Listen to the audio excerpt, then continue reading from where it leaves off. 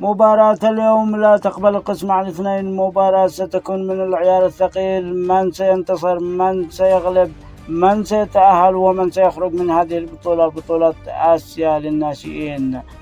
حياكم الله أصدقاء الرياضيين في كل مكان. اليوم سنأتيكم بالخبر اليقين بإذن الله، وطبعا سنتحدث عن المباراة وسنتوقع نتيجة المباراة وسنحذر للمدرب واللاعبين، وسنأتي بنقاط القوة والضعف في هذا الفيديو الملخص والسريع. كل ما عليكم هو المشاهدة للنهاية، واكتبوا لنا آراءكم في التعليقات من خلال هذا الموضوع الذي سنطرحه عن مباراة اليمن أمام المنتخب الإماراتي. لندخل في التواصيل. المباراة ستقام الساعة 7:30 مساء بتوقيت مكة المكرمة يوم الأحد. المهم أصدقاء الرياضيين، الكل يعرف التوقيت، وخلونا اليوم ندخل في التوقع والتحذيرات. المباراة ستكون قوية جدا، وطبعا منتخب الإمارات لديه نقطة واحدة، وإذا فاز سيكون لديه 4 نقاط ويتأهل. أما منتخب اليمن ليس لديه أي نقطة، إذا فاز سيكون لديه 3 نقاط ويواصل المشوار لكي يواجه كوريا الجنوبية وقد يتأهل. أما إذا خسر فسيودع البطولة.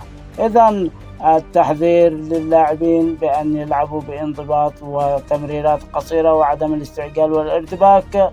أما من ناحية منتصف الملعب يجب على اللاعبين أن يمرروا الكرة سريعة وبتركيز عالي للهجوم ويستغلوا أقرب الفرص.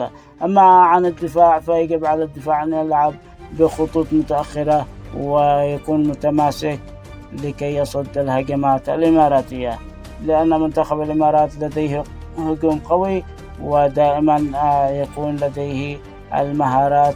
وطبعا هذا المنتخب غير المنتخبات السابقة. فطبعا أصدقاء الرياضيين، نأتي الآن إلى أجواء التوقع سيكون على النحو التالي: إذا لعب المنتخب اليمني بشكل منضبط، وكما قلنا سابقا باللعب بالتأني وعدم الاستعجال والارتباك، قد يفوز المنتخب اليمني بنتيجة 2-0. يعني المنتخب اليمني قد ينتصر ب2 2 على المنتخب الإماراتي، في حال إذا لعب بانضباط كما قلنا سابقا. هذا كان توقعي أنا الشخصي. اكتبوا لنا رأيكم في التعليقات.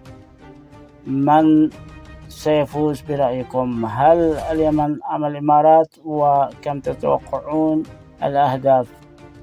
دمتم ودام الوطن بألف خير، وإلى اللقاء بفيديوهات جديدة، وإن شاء الله يفوز المنتخب اليمني.